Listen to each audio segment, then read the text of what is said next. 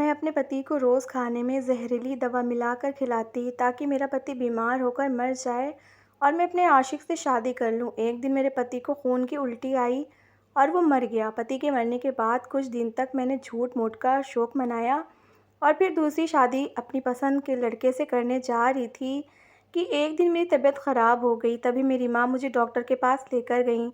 Doctor ने मेरी माँ को बाहर निकाल दिया और अंदर आकर मुझे एक ऐसी बात बताई कि मेरा दिल दहल गया, क्योंकि मेरा नाम ऋचा है। मैं अपने माँ बाप की इकलौती औलाद थी। मेरे माँ बाप मुझसे बहुत मोहब्बत करते थे और मैं भी उनकी मोहब्बत पर खूब गर्व किया करती थी कि उनके जैसे दुनिया में इतने अच्छे और प्यार करने वाले माँ बाप मिले थे। मुझे तो जीने के लिए अपने माँ बाप की मोहब्बत ही काफ़ी थी। मगर एक दिन अचानक ही मेरे पड़ोस में रहने वाली मेरी एक दोस्त, जिसका नाम मयूरी था, उसने मुझे एहसास करवाया कि जीने के लिए माँ बाप की मोहब्बत ही काफ़ी नहीं होती, बल्कि उनकी मोहब्बत के अलावा एक और मोहब्बत होती है जो औरत की ज़िंदगी को पूरा कर देती है, उसकी ज़िंदगी में खुशियों के रंग भर देती है।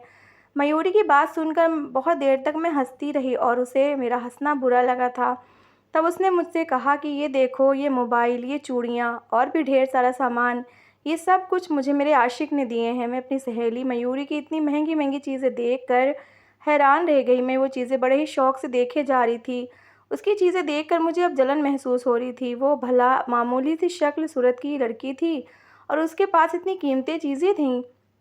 मैं उससे ज़्यादा बढ़कर सुंदर थी, इसलिए मुझे उस पर गुस्सा होने के साथ साथ अब जलन भी हो रही थी। मैं उसकी कीमती चीज़ें देखकर बस मुस्कुराने पर ही रुक गई थी, जबकि मेरा दिल अंदर से बुरी तरह जल रहा था। अब इस बात को गुजरे हुए कुछ ही दिन हुए थे। मैं कॉलेज में पढ़ती थी। दोपहर के समय कॉलेज से घर आ रही थी, तभी अचानक लड़का मुझसे आ टकराया।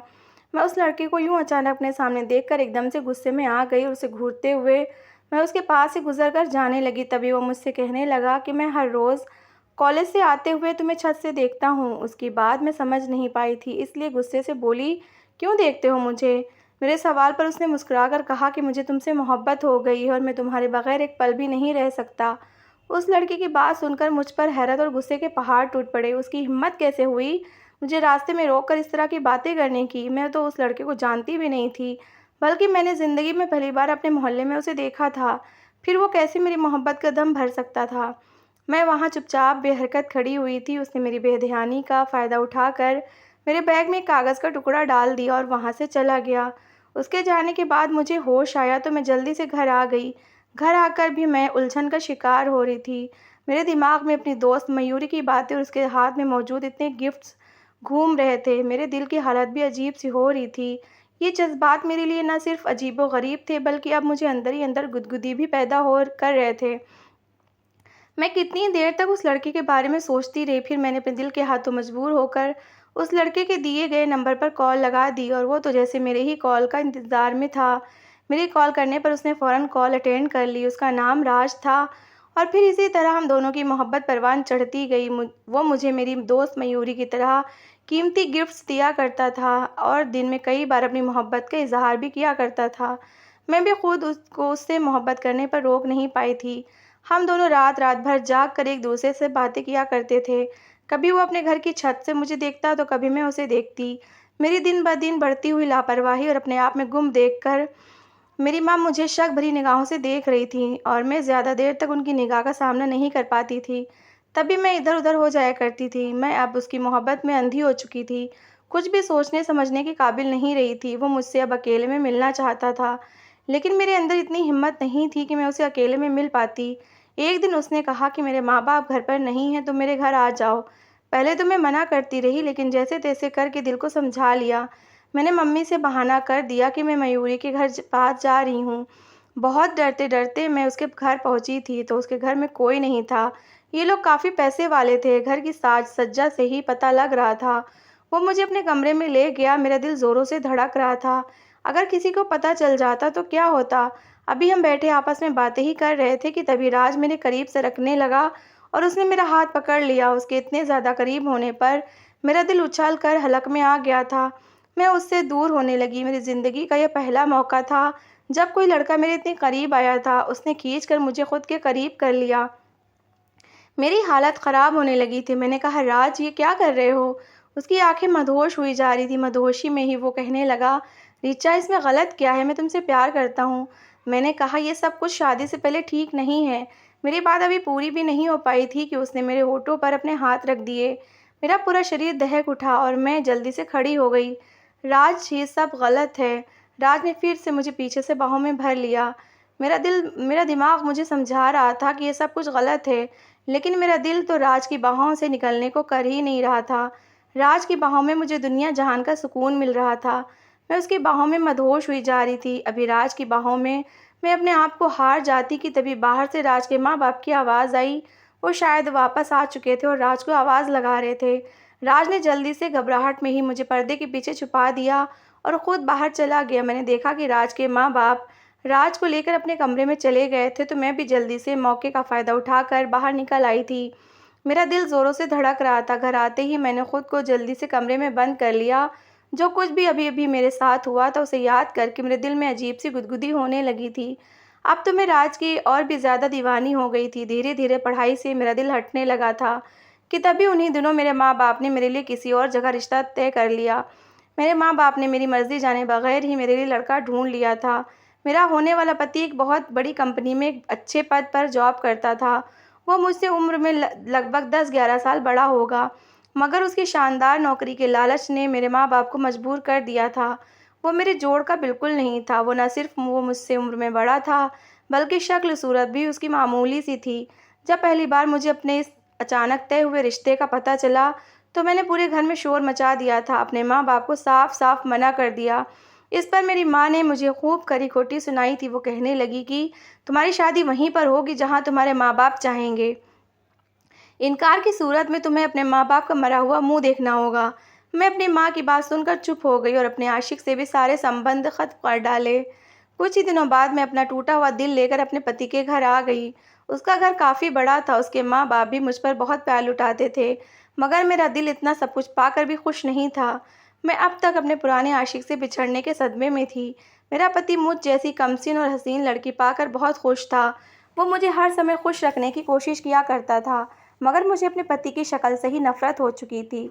मैं हर समय उसकी कोशिशें नाकाम बनाती रहती और अपने रूम में कैद हो जाती। मगर उन्हीं दिनों मुझे एहसास हो चुका था कि मेरा पति, जो मुझसे उम्र में बड़ा था, वो गुस्से में काफ़ी तेज़ था। कोई भी चीज़ अगर उसकी मर्ज़ी के ख़िलाफ़ हो जाती, तो वो पूरा घर सर पर उठा लिया करता था। मैं अपने पति के गुस्से से बहुत ज़्यादा डर जाया करती थी। कभी-कभी तो अकेले में खूब आंसू बहाती और अपने पुराने प्यार को याद करके रोती रहती। काश वो मेरी ज़िंदगी में होता। मेरी सास काफ़ी अच्छी औरत थी। वो मुझे अपने पति के डाँटने के बाद बहलाया करती थीं। कभी-कभी वो अपने बेटे की इस गलत हरकत पर मुझसे माफ़ी भी माँग लिया करती थीं। अपनी सास का इतना बड़ा दिल देखकर, उनका प्यार देखकर मैं हैरान हो जाती और अपने पति का गुस्सा भूल जाया करती थी और अपने पति की सेवा में ऐसे लग जाती कि जैसे कि हमारे बीच कोई कड़वाहट ही नहीं रही थी। लेकिन अब मैं अपने पति की धूप-छाँव वाली तबीयत से परेशान हो चुकी थी। कभी-कभी तो वो मुझ पर बहुत ज़्यादा मेहरबान हो जाता, ऐसे जैसे इस दुनिया में सबसे ज़्यादा वही मुझसे मोहब्बत करता है। और कभी-कभी तो छोटी-सी बात पर भी ऐसे नाराज़ हो जाता जैसे कभी नहीं मानेगा। एक दिन मेरे सास-ससुर किसी करीबी रिश्तेदार की शादी में गए हुए थे। मैं घर में अकेली थी, तभी मेरा पति गुस्से में घर आया। मैं उसके तेवर देखकर अपनी जगह सहम चुकी थी। मैं फालतू में ही किचन के काम निपटाने के लिए किचन में घुस गई। मुझे फ़ुज़ूल के काम निपटाता देखकर मेरे पति का पारा और भी हाई हो गया। वो मेरे पीछे आकर खड़ा हुआ और मुझे खूंखार नज़रों से देखते हुए कहने लगा, मैं कब से घर आया हूँ और तुम्हें इतनी फुर्सत नहीं मिली कि मुझे चाय या पानी का ही पूछ लो। मैं काँपते हुए अपने पति की तरफ देखने लगी, फिर उसी कँपकँपाते शब्दों में कहा कि मैं आपके लिए अभी चाय लाती हूँ। मेरी बात सुनकर वो किचन से चला गया और मैं जल्दी-जल्दी चाय बनाने लगी। जैसे ही गर्मा-गर्म चाय मैं अपने पति के सामने रखने लगी, वो गुस्से से मुझे घूरने लगा और फिर एक घूँट चाय भरकर अब उसने चाय का कप मेरी तरफ उछाल दिया और मुझ पर चीखने लगा, कितनी गंदी चाय बनाती हो। मेरे पति की फेंकी हुई गर्म चाय से मेरा हाथ बुरी तरह जल गया था। मेरी चीख निकल गई थी। मैं टूटे हुए कप के टुकड़े लेकर किचन में चली आई और वहीं खड़ी होकर अपनी किस्मत पर आंसू बहाने लगी और अपने हाथ की जलन को अपने अंदर उतारने लगी। मेरे पीछे ही पीछे मेरे पति भी उठकर चला आया था। वो शायद मुझे खाने के लिए कहने आया था कि तभी अचानक मेरे पति की नज़र मेरे जले हुए हाथ पर गई, तो वो सब कुछ भूल गया और मुझसे कहने लगा कि मुझे माफ़ कर दो। मुझे उसकी माफ़ी से कोई फ़र्क नहीं पड़ता था, बल्कि मेरा दिल चाह रहा था कि मैं अपने पति को धक्का देकर कहीं दूर भाग जाऊं। मगर मैं ऐसा नहीं कर सकती थी। बस अंदर ही अंदर अपने आंसू पीती रही। ऐसे ही धीरे-धीरे मेरी शादी को 5 महीने बीत चुके थे। मैं अपने पति के सर्द और गर्म नेचर को लेकर काफ़ी परेशान रहा करती थी। एक दिन अचानक मेरी माँ की तबीयत ख़राब हो गई। मैंने अपनी सास से अनुमति ली और अपने मायके चली आई। शादी के बाद मुझे बहुत कम अपने मायके आने का मौका मिला था। जब भी अपनी ससुराल से मायके आती तब मेरे पति भी मेरे साथ ही हुआ करते थे। मगर आज मैं अकेली आई थी और मेरे इरादे कुछ दिन अपनी माँ के साथ ठहरने के थे। मुझे घर में देखकर मेरी माँ खिल उठी थी। उनकी आधी बीमारी तो मुझे देखकर ही कम हो चुकी थी। मैं भी अपने घर को, अपने माँ-बाप को देखकर बहुत खुश हुई थी। मगर जब रात के समय घर की छत पर चली आई तो अचानक ही मुझे अपना पुराना प्यार याद आने लगा। अपने पति के गुस्से को याद करके मुझे रोना आने लगा और मैं अपने पुराने बॉयफ्रेंड राज की मोहब्बत भरी बातें सोचने लगी। उसे सोचते हुए मुझे ना जाने कितनी रात हो चुकी थी। तभी मैं सोने चली गई और फिर अक्सर ही ऐसा होने लगा कि वो लड़का मुझे याद आने लगता और मैं कई कई घंटे उसकी याद में गुजार दिया करती। एक रात मेरे साथ कुछ अजीब सा हादसा हुआ। मैं अपने घर की छत पर बैठी थी, तभी एक बड़ा सा पत्थर मेरी तरफ आया, जिसे देखकर मैं घबरा कर इधर उधर देखने लगी कि तभी मुझे 2-3 घरों की छत के बाद उसकी छत नज़र आई। शादी से पहले मेरा जिस लड़के से अफेयर था, ये वही लड़का राज ये मेरे सामने खड़ा था। मैं उसे पहचान गई थी। काफ़ी दिनों के बाद उसे अपने सामने देखकर मेरे चेहरे पर मुस्कुराहट आ गई थी। वो भी मुझसे दूर से देख रहा था। उसकी निगाहों में मेरे लिए मोहब्बत थी। उस रात के बाद हम दोनों के बीच फिर से कॉन्टैक्ट हो चुका था। वो मुझसे शिकायत करता रहता, क्यों तुमने मेरी मोहब्बत को भुला दिया? क्यों तुमने मोहब्बत के दावे मेरे साथ किए और शादी दूसरे इंसान के साथ कर ली? उसके सवाल पर मैंने उसे बताया कि मेरे माँ-बाप को हमारे और तुम्हारे रिश्ते के बारे में शक हो गया था। इसीलिए उन्होंने मेरे साथ ये सब कुछ ज़बरदस्ती किया है। उसे मेरी बात का विश्वास आ गया था, तभी उसने मुझे कुछ और नहीं कहा था। हम दोनों कई-कई घंटे एक-दूसरे से बातें किया करते थे या फिर अपनी घर की छत से एक-दूसरे को देख लिया करते थे। मैं जो अपनी शादी के बाद से बहुत चुप-चाप रहने होकर रह गई थी, अब मुझे दोबारा से खुश देखकर मेरी माँ भी बहुत खुश थीं। और एक दिन मेरी माँ का व्यवहार मेरे साथ बहुत ही ख़राब हो गया। उन्होंने शायद मेरी चोरी पकड़ ली थी। मैं जो अपने आशिक से छुप-छुप कर बातें किया करती थी, मेरी माँ को इस बारे में शक हो चुका था। तभी उन्होंने मुझसे एक दिन कहा कि तुम अपनी ससुराल वापस चली जाओ, तुम्हारा पति तुम्हारा इंतज़ार करता होगा। मैं अपने पुराने आशिक से मिलने के बाद अपने पति को पूरी तरह भुला बैठी थी। मगर अपनी माँ की याद दिलाने पर मुझे अपने पति की याद आई, जिसे सोचकर ही मेरा हलक तक कड़वा हो गया था। मैं अपने माँ के ज़ोर-ज़बरदस्ती करने पर बहुत बेदिली से अपनी ससुराल चली आई, मगर मेरा दिल अभी तक अपने आशिक के लिए तड़पता रहता। मैं अपनी ससुराल चली आई थी, मगर अब अक्सर मुझे उसके फ़ोन आने लगे थे। कभी-कभी तो वो मुझे मेरे पति के सामने ही कॉल कर दिया करता था, जिस पर मेरा पति मुझे शक भरी निगाहों से देखता।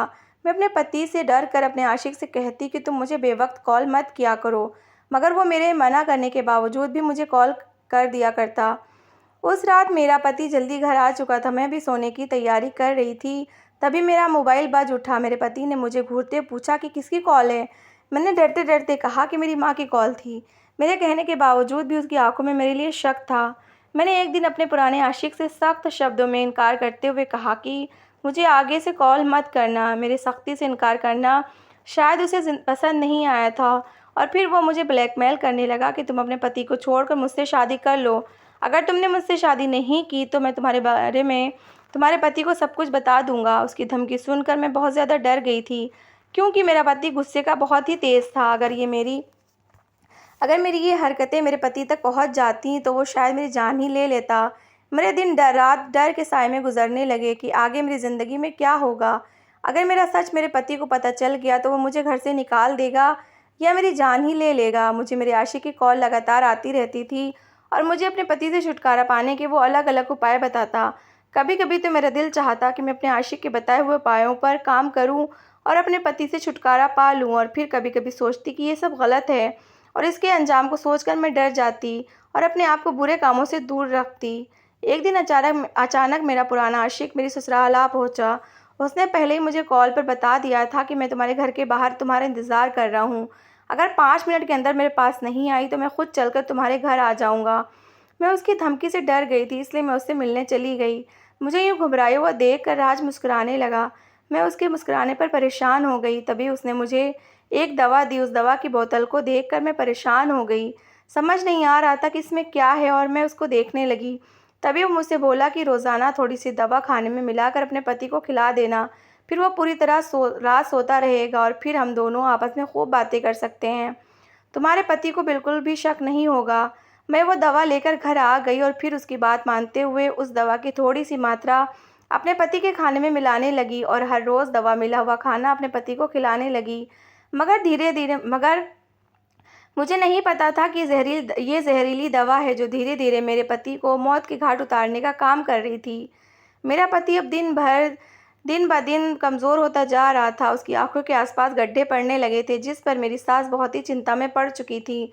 मैं भी अपने पति को देखा करती कि कहीं मेरी दवाई खिलाने की वजह से तो नहीं हो रहा। फिर 1 महीने बाद ही अचानक मेरे पति की मौत हो गई और मेरे घर में कोहराम मच गया था। मेरे पति की मौत पर मुझे तो जैसे सांप सूंघ गया था। मुझे अब समझ आया था कि मैं जो अपने पति को दवाई दे रही थी, वो दरअसल उसकी मौत का सामान था। मुझे अब खुद पर अफ़सोस होने लगा, मगर मुझे ये भी खुशी थी कि मेरे कंधों से बोझ ख़त्म हो चुका था। मेरे माँ-बाप भी मुझे यूँ विधवा देखकर बहुत परेशान हो चुके थे। कुछ दिनों बाद मेरे माँ-बाप मुझे अपने घर ले आए। मेरे पति को मरे 2 महीने गुज़र चुके थे और फिर मेरे माँ-बाप ने मेरी दूसरी शादी तय कर दी। मैंने इस बार अपने माँ-बाप के फ़ैसले पर कोई आपत्ति नहीं जताई थी, क्योंकि इस बार मेरे माँ-बाप ने मेरा रिश्ता मेरे ही पुराने आशिक से तय किया था और उनके इस फ़ैसले पर मेरी भी मर्ज़ी शामिल थी। मेरी शादी को अभी कुछ ही दिन बाकी रह गए थे कि तभी अचानक मेरी तबीयत बिगड़ गई। मुझे कमज़ोरी महसूस होने लगी, मेरी रंगत मुरझाती जा रही थी और मेरा सर बुरी तरह चकराने लगा। मुझे बीमार देखकर मेरी माँ काफ़ी परेशान हो चुकी थीं। तभी वो मुझे ज़बरदस्ती अस्पताल ले गईं। मैं हॉस्पिटल गई तो मेरी जान निकल गई, क्योंकि जो मुझे खबर मिली वो मुझे हैरान कर देने वाली थी। मैं प्रेग्नेंट थी और मेरा चेकअप करने वाला डॉक्टर कोई और नहीं बल्कि मेरे पति का दोस्त था। मैं उसे अच्छी तरह से जानती थी। वो मेरी शादी में भी आया था और 2 बार मेरे पति के साथ भी घर आया था। मैं उसकी नज़रें खुद पर टिकी देखकर घबराहट का शिकार हो चुकी थी। उसने मुझे बहुत ही नफ़रत भरे शब्दों में ये खबर सुनाई थी। मैं जो ज़िंदगी का दूसरा सफ़र तय करने जा रही थी, ये खबर सुनकर परेशान हो चुकी थी। मेरा परेशान चेहरा देखकर मेरे पति का दोस्त मुझसे कहने लगा, शायद आपको इस खुशखबरी ने परेशान कर दिया है। मैंने फ़ौरन गर्दन ना में हिलाई। फिर वो मुझसे कहने लगा कि मैं सब कुछ जानता हूँ। मुझे पता है कि मेरे दोस्त को आपने ही मारा है। उसके इतने विश्वास से कहने पर मैं बहुत ज़्यादा डर चुकी थी। तब मैंने घबराकर उससे पूछा कि आप ऐसे कैसे मुझ पर इल्ज़ाम लगा सकते हैं? तब वो मुझसे कहने लगा, मैं आप पर इल्ज़ाम नहीं लगा रहा, बल्कि मेरे पास इस बात के सबूत भी हैं। मेरा दोस्त अपनी मौत से कुछ दिन पहले मेरे पास आया था। मैंने उसका चेकअप किया था और उसकी रिपोर्ट देखकर मैंने उससे कहा था कि तुम्हें कोई ज़हरीली दवाई दी जा रही है, जिसका असर सीधे तुम्हारे दिल पर हो रहा है। किसी दिन अचानक ही तुम्हारी मौत हो सकती है। मेरी बात को उसने मजाक में उड़ा दिया था, मगर जब दूसरी बार वो मेरे पास आया तो उसकी हालत बहुत ख़राब थी। अपने अपने लड़खड़ाते हुए दोस्त को थाम कर मैंने पूछा था, क्या बात है, तुम्हारी हालत इतनी ख़राब कैसे हो रही है? तब उसने कहा था कि तुमने मुझे सच कहा था, मुझे स्लो पॉइज़न दिया जा रहा है और वो देने वाला कोई और नहीं बल्कि मेरी पत्नी है। मैं अपनी पत्नी से बहुत प्यार करता हूँ, मगर उसने मेरे प्यार में मेरे भरोसे को ठेस पहुँचाई है। मैं अपने दोस्त की बात सुनकर हैरान हो चुका था। तब मैंने उससे पूछा कि तुम्हारी पत्नी ऐसा क्यों कर रही है? उसने मुझसे कहा था कि मेरी पत्नी का किसी और के साथ अफेयर चल रहा है। उसे ये सब देखकर बुरी तरह दिमागी धक्का लगा था। तब उसने जीने से अच्छा मौत को गले लगाना ज़रूरी समझा था। अपने किए पर मैं बुरी तरह शर्मिंदा हो रही थी। मैंने गैर मर्द के पीछे भागकर एक अनमोल और सच्चा रिश्ता खो दिया था। मुझे रोता देखकर मेरे पति का दोस्त मुझसे कहने लगा कि तुम जैसी औरतों की जगह सलाखों के पीछे होती है। मैं उसके सामने हाथ जोड़कर बोली, मुझे जेल में मत भेजो। तुम जो कहोगे मैं करने को तैयार हूँ। मेरी बात सुनकर वो मुझे ऊपर से नीचे तक देखने लगा और फिर उसने मेरे सामने एक शर्त रख दी कि तुम मुझसे शादी कर लो, नहीं तो मैं तुम्हें जेल भिजवाने में 1 सेकंड भी नहीं लगाऊंगा। मुझे उसकी शर्त आसान लगी, तब मैंने झट से हाँ कह दी। अपने माँ-बाप को भी इस बात के लिए राज़ी कर लिया। फिर कुछ ही दिन बाद उसकी पत्नी बनकर उसके घर चली आई थी। धीरे-धीरे मुझ पर ये राज़ भी खुल गया था कि उस इंसान ने सिर्फ़ अपने दोस्त का बदला लेने के लिए मुझसे शादी की थी। वो मुझसे दिन-रात जानवरों की तरह काम करवाता और मैं दिन भर भूखी-प्यासी रहकर उसके घर को सँभालती थी। मुझसे कहीं गलती हो जाती तो वो मुझ पर ज़ुल्म के पहाड़ तोड़ने में कोई कसर नहीं रखता था। मेरे पास अब कोई दूसरा चारा भी नहीं था। एक दिन मैं घर का काम निपटा कर हॉस्पिटल जाने के लिए घर से निकली थी। मेरे डिलीवरी के दिन करीब आ रहे थे कि तभी रास्ते में मेरा पुराना आशिक मुझसे आ टकराया। मुझे देखकर वो गुस्से के मारे मेरे ऊपर चीखने लगा। मैं जो अपनी ज़िंदगी उसके कहने पर नर्क बना चुकी थी, मैंने उसे नफ़रत से देखते हुए बहुत ही गुस्से से कहा कि तुम्हारा मेरे ऊपर इस तरह चीखने का कोई हक़ नहीं है। तब उसने मुझे गालियाँ देते हुए कहा कि तुम इस भूल में मत रहना कि मैंने कभी तुमसे मोहब्बत की थी। मैं ना पहले तुम्हारी मोहब्बत में मरा जा रहा था और ना अब मरा जा रहा हूँ। मैं तो तुम्हारे साथ टाइम पास करना चाहता था, तुम्हारे शरीर को हासिल करना चाहता था, मगर तुम मेरे काबू में नहीं आ रही थी। इसलिए मैंने अपना गुस्सा ठंडा करने के लिए तुम्हारा घर बर्बाद कर दिया। उस शैतान की ये बात सुनकर मुझे बहुत बड़ा धक्का लग चुका था। जैसे तैसे अपनी जान छुड़ाकर मैं वहाँ से आई। मेरे दूसरे पति ने अब अपनी पसंद की लड़की से शादी कर ली थी और वो उसके साथ बहुत खुश रहता है। उसने तो मुझे नौकरानी से भी बुरी हालत कर दी थी। वो कहता है कि जिस तरह तुमने मेरे जान से प्यारे दोस्त को तड़पा तड़पा कर मारा है, मैं भी उसी तरह तुम्हें तड़पा तड़पा कर अपने दोस्त का बदला लूँगा। ज़िंदगी में बस अब एक ही खुशी नज़र आती है कि जब मेरा बच्चा इस दुनिया में आ जाएगा तो उसके सहारे ज़िंदा रह लूँगी। लेकिन भगवान ने यहाँ पर भी मेरे हिस्से में दुख ही दिए। जब मेरी डिलीवरी का समय हुआ तो मैंने एक मरे हुए बच्चे को जन्म दिया। मैं उस समय बहुत ही बिलख बिलख कर रो रही थी। भगवान ने मेरा सब कुछ छीन लिया था और ये शायद मेरे ही पापों की सज़ा थी। मैंने अपने इतने प्यार करने वाले पति को खुद अपने हाथों से खो दिया था और मेरा बच्चा भगवान ने छीन लिया। मेरी ज़िंदगी में अब कोई आस, कोई उम्मीद, कोई खुशी नहीं बची थी। मैं जब भी अपनी ज़िंदगी के बारे में सोचती हूँ तो मुझे खुद से ही नफ़रत होने लगती है। यह एहसास मुझ पर बुरी तरह हावी होने लगा है कि मैंने ये खूबसूरत और इतने पवित्र रिश्ते को एक गैर मर्द के बहकावे में आकर मौत के मुंह में धकेल दिया था। काश मैं अपने पति को इज़्ज़त देती, उसकी मोहब्बत को समझती, तो मेरा घर आज बर्बाद न होता। कभी कभी अच्छी चीज़ खोने के बाद ही हमें एहसास होता है कि हमने कितना बड़ा नुकसान उठाया है। तो दोस्तों, कहानी को लेकर अपनी राय ज़रूर दें। क्या ऋचा को सज़ा मिलनी चाहिए? क्या ऋचा माफ़ी के लायक है? तो दोस्तों, कैसी लगी आपको मेरी कहानी? अगर कहानी अच्छी लगी है तो प्लीज़ इसे लाइक करिएगा, शेयर करिएगा और अपनी राय कमेंट बॉक्स में ज़रूर दीजिएगा। और मेरी अच्छी अच्छी कहानियाँ सुनने के लिए मेरा चैनल सब्सक्राइब करिएगा। Thanks for watching.